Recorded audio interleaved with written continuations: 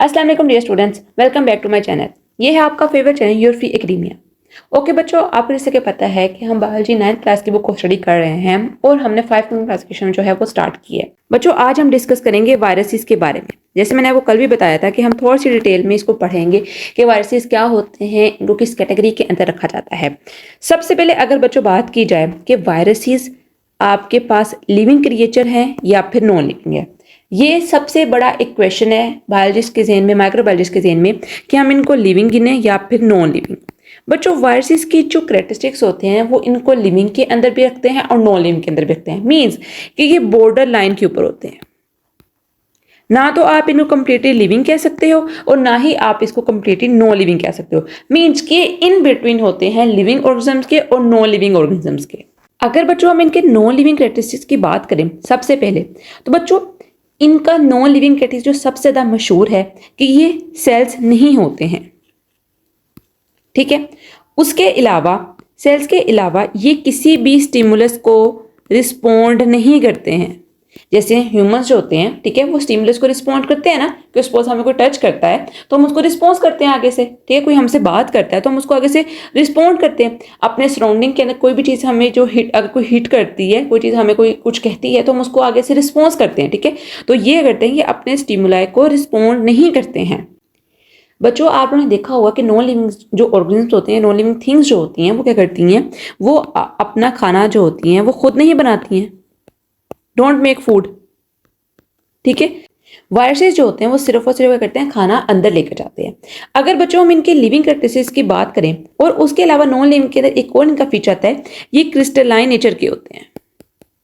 जिस तरह आप लोग देख लो, सॉल्ट नहीं होता, ठीक है, ये शुगर होती है, क्रिस्टल की फॉर्म में होती है ना, सेम इस तरह वायरसेस जो होते हैं वो क्रिस्टल की शक्ल में होते हैं। अगर हम इनके लिविंग कैरेक्टरिस्टिक्स देखें बच्चों, लिविंग के अंदर सबसे पहली चीज़ जो इनकी आती है वो ये आती है कि ये प्रोटीन्स के बने होते हैं और इनके अंदर जेनेटिक मटेरियल होता है। इन सब प्रॉपर्टीज की वजह से हम कहते हैं कि ये हमारे पास एक बॉर्डर लाइन के ऊपर होते हैं between living and non living. ठीक है, ये आप लोगों ने बुक के ऊपर लिख लो, आगे बुक के ऊपर सिर्फ इतना लिखा हुआ है कि ये नॉन लिविंग और लिविंग जो हैं ये हैं। अब मैंने आपको भी बताया कि ये सेल्स नहीं होते हैं। इसका मतलब क्या हुआ कि ये जो ए सेलुलर फीचर है ये वायरसेस के अंदर प्रेजेंट है। मीन्स कि इनके अंदर सेल्स जो होते हैं वो नहीं होते हैं। ठीक है, ए सेलुलर ऑर्गेनिजम्स जो हैं वो हमारे पास कौन सी स्पीशीज के आते हैं, वो आते हैं आपके पास वायरसेस। ये हमेशा याद रखना, ये बहुत इंपॉर्टेंट एमसीक्यूज है। अगर बच्चों इनकी हम साइज की बात करें, बच्चों ये बहुत स्मॉलर इन साइज होते हैं। They are very much smaller than even दो बैक्टीरियाज। बैक्टीरियाज जो होते हैं वो इनसे भी लार्जर होते हैं, जबकि वायरसेस जो होते हैं उनका साइज जो होता है वो कहते हैं वो बैक्टीरिया से भी स्मॉलर होता है। अगर बच्चों इनके साइज के बाद हम बात करें कि इनकी ग्रोथ कैसे होती है या फिर इनके रिप्रोडक्शन कैसे होती है, बच्चों वायरसेस अगर किसी भी नॉन लिविंग थिंग के ऊपर प्रेजेंट होंगे ना, तो क्या करेंगे, ये उसको नुकसान नहीं देंगे। इनके ग्रोथ के लिए, इनके रिप्रोडक्शन के लिए सबसे मेन फीचर क्या है कि इनके पास होस्ट की बॉडी हो।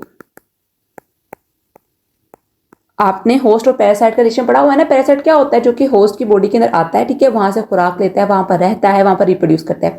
सेम वायरसेस भी जो होते हैं वो इसी तरह करते हैं। इसी प्रॉपर्टी की वजह से इनको कहा जाता है ऑब्लिगेट फैकल्टेटिव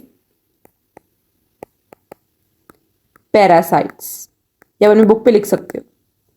ये करते हैं, ये किसी भी ह्यूमन बॉडी के अंदर, किसी भी ऑर्गेनिज्म की बॉडी के अंदर एंटर होते हैं, प्लांट बॉडी के अंदर भी एंटर होते हैं। ठीक है, मैं आपको कुछ एग्जांपल से दिखवाती हूँ कि प्लांट के अंदर किस तरह के वायरसेस की जो टाइप्स होती हैं वो एग्जिस्ट करती हैं। ये उसकी होस्ट की बॉडी के अंदर जाते हैं, ठीक है, आइदर एनिमल्स, प्लांट्स और ह्यूमंस, ये बॉडी के अंदर जाते हैं, वहां पर ये अपना रिप्रोडक्शन साइकिल जो होता है उसको रन अप करते हैं, उसको बढ़ाते हैं, और इनकी जो ग्रोथ होती है वो बहुत स्पीडली होती है। ऑब्लिगेट फैकल्टेटिव पैरासाइट्स के अलावा बच्चों आप लोगों ने यहाँ पर एक और बात ध्यान में रखनी है कि ये हमारे पास इंट्रासेलुलर पैरासाइट्स भी होते हैं। इंट्रासेलुलर पैरासाइट का मतलब क्या होता है, आपको पता है, एक चीज इंट्रा होती है, ठीक है, और एक एक्स्ट्रा होती है। एक्स्ट्रा होती है वो बाहर की तरफ होती है, और इंट्रा जो होती है, इंटर जो होती है, आप इस तरह कह लो जैसे इंट्रा मोलिकुलर फोर्स होती है, इंटरमोलिकुलर फोर्सेज होती हैं। इंट्रा का मतलब होता है कि with in the organism body. तो ये इंट्रा सेलुलर पैरासाइट्स हैं जो कि बॉडी के अंदर, ह्यूमन बॉडी के अंदर या होस्ट बॉडी के अंदर प्रेजेंट होते हैं और वहां पर ये मल्टीप्लाई करते हैं। अब आपको पता है कि न्यूक्लिक एसिड जो होता है वो दो तरह का होता है। किस तरह का होता है, डीएनए भी होता है और आरएनए भी होता है। ठीक है, आपको पता है ना। अब क्या होता है, कुछ इसकी एग्जांपल्स ऐसे हैं जिसके अंदर मुकम्मल तौर पे डीएनए प्रेजेंट होगा, और कुछ इसकी वायरसेस की एग्जांपल ऐसे हैं जिसके अंदर आरएनए प्रेजेंट होगा। मींस कि ये क्या करते हैं, लिविंग कैरेक्टरिस्टिक बेतहाशा शो कर रहे हैं। ठीक है, नॉन लिविंग भी कर रहे हैं, लिविंग भी। अब डीएनए और आरएनए जो होता है ह्यूमन बॉडी के अंदर प्रेजेंट होता है। ठीक है, सेम इस तरह कुछ वायरसेस के अंदर डीएनए प्रेजेंट होता है, कुछ के अंदर आरएनए होता है, कुछ के अंदर दोनों प्रेजेंट होते हैं। अगर बच्चों हम इसकी बात करें शेप्स की, कि इसकी शेप्स जो होती हैं वो किस तरह की होती हैं, शेप्स, तो बच्चों सबसे पहले क्या आता है कि ये क्रिस्टल्स की शक्ल में भी हो सकते हैं। ठीक है, ये स्फीयर्स की शक्ल में भी हो सकते हैं, जैसे गोल गुलाई में होते हैं। ये सिलेंड्रिकल की शक्ल में भी हो सकते हैं, सिलेंडर जो होता है शक्ल के फॉर्म में ऐसे करके। ठीक है, सिलेंड्रिकल फॉर्म में भी हो सकते हैं, और उसके अलावा जो ये स्पेस क्राफ्ट की फॉर्म में भी हो सकते हैं, स्पेस क्राफ्ट। ये भी आपको करने की जरूरत नहीं है। ठीक है, स्पेसक्राफ्ट का स्ट्रक्चर वगैरह ये आप लोगों को पता होना चाहिए कि कितनी शेप्स के अंदर ये एग्जिस्ट कर रहे होते हैं। ये जनरल नॉलेज की सारी चीजें जो कि मैं आपको पढ़ा रही हूँ, एडिशन पढ़ा रही हूँ, ताकि आप लोगों को ये याद है, क्योंकि फर्स्ट ईयर के अंदर सेकंड ईयर के अंदर बहुत बहुत बेनिफिशियल होता है, और बच्चों को ये मेन चीज़ हमारी चीज़ के बारे में पता नहीं होती। वो कहते हैं शॉर्ट सा टॉपिक है, इसके अंदर कुछ भी नहीं करना। तो शेप्स जो होती हैं वो 4 तरह की होती हैं, क्रिस्टल्स की फॉर्म में होते हैं, स्फीयर्स की फॉर्म में होते हैं, सिलेंडर की फॉर्म में होते हैं, और फिर स्पेस क्राफ्ट की फॉर्म में होते हैं। जैसे स्पेस क्राफ्ट के अंदर आपके पास बैक्टीरियोफेज जो होता है वो आता है। ठीक है, मैं यहाँ पे लिख देती हूँ बैक्टीरियोफेज। अब अगर बच्चों हम बात करें कि ये किस तरह के होते हैं, या फिर ये प्लांट के अंदर जो होते हैं वो किस तरह के इफेक्ट करते हैं, मीन्स के प्लांट के अंदर भी आपको पता है डिजीज होती हैं। अक्सर हम कहते हैं कि हाँ देखो इसका जो लीफ है वो थोड़ा सा खराब है, या फिर हम ये भी कहते हैं कि इसकी जो अंदर सीड्स हैं वो खराब हो गए हैं, रोटन हो गया है, जो आपके पास एप्पल है या फिर कोई भी कोई वेजिटेबल है वो खराब हो गई है। ठीक है, या कहते हैं कि इस स्पेसिफिक प्लांट को बीमारी पड़ गई। वो बेसिकली बीमारी पड़ना क्या होता है, वो वायरस ही होता है, वो वहां पर वायरस अटैक आया होता है। सपोज जैसे हम अगर बात कर लेते हैं, प्लांट के अंदर एक वायरस होता है जिसको कहा जाता है टोबैको मोजेक वायरस। ये बच्चों प्लांट के अंदर पाया जाता है, मैं इधर भी लिख देती हूँ, प्लांट्स के अंदर पाया जाता है। और ये किस तरह के प्लांट्स को इफेक्ट करता है, जिसके अंदर आपके पास टोबैको आता है, टोमेटो आता है। ये 2 प्लांट्स जो होते हैं वो इस टोबैको मोजेक वायरस से का शिकार होते हैं। एक तो मैंने आप लोगों को इसकी एग्जाम बता दी। उसके अलावा अगर मैं HIV की बात करूं, HIV आप लोगों ने सुना भी होगा, ठीक है, जिसको हम एड्स भी कहते हैं, ह्यूमन इम्यूनो डेफिशिएंसी वायरस भी कहते हैं, या ह्यूमन इम्यूनो डेफिशिएंसी सिंड्रोम भी कहते हैं। HIV क्या होता है, एड्स भी कह सकते हैं इसको। ये ह्यूमंस के ऊपर अटैक करता है ये वाला वायरस। अगर हम बात करें जो भी मैंने आपको पहले बताया है बैक्टीरियोफेज की, बैक्टीरियोफेज, ये वायरसेस जो होता है बच्चों ये बैक्टीरिया को अटैक करता है। मींस कि आपके पास किसी भी तरह का ऑर्गेनिज्म हो, लिविंग ऑर्गेनिज्म को, उसके ऊपर वायरस अटैक कर सकता है। वायरस हर जगह अटैक कर सकता है, वायरस से कोई चीज बच नहीं सकती है।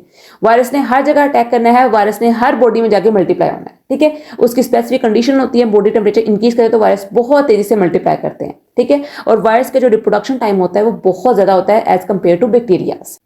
अब आपने ह्यूमन डिजीज तो सुनी होगी, किस तरह होती है कि हम कहते हैं कि हमें नज़ला हो गया, हमें जुकाम हो गया, गला खराब हो गया।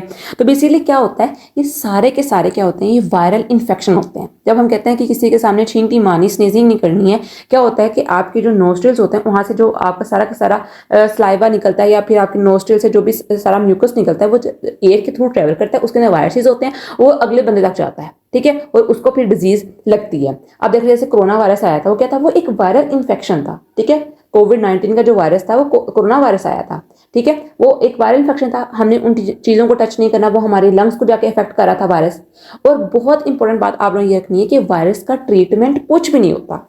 वायरस जो होता है उसको एंटीबायोटिक्स जो होती हैं वो बिल्कुल भी इफेक्ट नहीं कर सकती हैं, क्योंकि एंटीबायोटिक्स जो होती हैं वो होती हैं बैक्टीरियल इन्फेक्शन के लिए। इसके लिए साइंटिस्ट ने एंटी वायरल मेडिकेशंस भी बनाना शुरू कर दी हैं। अब देखें जैसे कोविड-19 आया था, ठीक है, हमने क्या किया था, हमने एंटीबायोटिक्स तो यूज़ की थी, लेकिन उसका कोई खातर नतीजा नहीं निकला था। क्यों? क्योंकि वायरस जो होता है उसका जो सेंसेशन होती है, सेंसिटिविटी होती है, वो बहुत ज़्यादा होती है। ठीक है, उसको एंटीबैक्टीरिया जो होता है वो बहुत जल्दी मर जाता है। ठीक है, लेकिन वायरसेस जो होते हैं वो बहुत ज़्यादा स्ट्रॉन्ग होते हैं, उसके लिए स्पेसिफिक तरह की हमें वायरसेस की जो होती है मेडिसिन देनी पड़ती हैं। अब जो कोविड-19 आया था, ठीक है, हमने उसी का एटेन्यूएटेड मीन्स कि उसकी वीकेस्ट फॉर्म को हमने वायरस के तौर पर, एंटीवायरल मेडिसिन के तौर पर हमें यूज़ किया था, तभी हमने कोविड-19 को ट्रीट किया था। जैसे मोस्ट कॉमन हम कहते हैं कि किसी बंदे को इन्फ्लुएंजा हो गया, ठीक है, तो इसके ऊपर इन्फ्लुएंजा वायरस जो होता है वो आके अटैक करता है। सपोज हम कहते हैं किसी बंदे को मीजल्स हो गए हैं, तो बच्चों इसके ऊपर आके मीजल वायरस जो होता है वो अटैक करता है। आपने बचपन में हर किसी बच्चे को चिकन पॉक्स तो हुए होंगे, ठीक है। इसका थोड़ा सा नाम मुश्किल है, लेकिन मैं फिर भी यहाँ पे लिख देती हूँ, अगर आप लोग करना चाहो तो कर सकते हो। इसको कहते हैं वेरिसीला जोस्टर वायरस। ये वायरस जो होता है वो चिकन पॉक्स को काज करता है, वेरिसीला जोस्टर वायरस। और मोस्ट इंपॉर्टेंट जो कि पोलियो, आप लोग को पता है कि पोलियो के अंदर हम क्या करते हैं, पोलियो के ड्रॉप्स लगाते हैं, ठीक है। तो ये पोलियो वायरस की वजह से होता है। तो basically different type of viruses जो होते हैं वो एग्जिस्ट कर रहे होते हैं। अब यहाँ पर जो हमारे चैप्टर से रिलेटेड चीज आ जाती है वो सिर्फ एक वाहिद चीज आ जाती है कि हम इनको किस किंगडम के अंदर रखेंगे। तो बच्चों, वायरसेस को क्लासिफिकेशन की किसी किंगडम के अंदर नहीं रखा गया। वायरसेस की कैरेक्टरिस्टिक्स जो होते हैं वो किसी किंगडम से मैच नहीं करते हैं। ये एक अलग कैटेगरी आपके पास आती है वायरसेस की, जिसके अंदर इसकी दो टाइप्स भी आती हैं, प्रायॉन्स और वराइड्स। ये दो कैटेगरी जो होती हैं वो वायरसेस की आती हैं। तो वायरसेस की क्लासिफिकेशन नहीं की गई है, वायरस एक अलग कैटेगरी से एग्जिस्ट कर रही होती है, ठीक है। ये अलग ही क्रिएचर है और अलग ही एग्जिस्ट कर रही है। हो सकता है कि आगे नियर फ्यूचर साइंटिस्ट होते हैं इसको क्लासिफाई कर दें, लेकिन फिल वक्त क्या है कि ये हमारे पास सिंगल अलोन एक क्लासिफिकेशन है वायरसेस, और पूरी एक वास्ट क्लासिफिकेशन है, ठीक है। तो बच्चों, ये था बेसिकली आप लोगों का वायरसेस के बारे में। आई होप सो कि आप लोगों को समझ भी आया होगा। मैं थोड़ा सा आप लोगों को डिटेल में बताया है ताकि आप लोग इसको समझ सको, अच्छी तरह अंडरस्टैंड कर सको। तो आज के लिए बच्चों इतना ही, कल मिलते हैं एक नई अच्छी वेबसाइट में। तब तक के लिए फी अमान अल्लाह।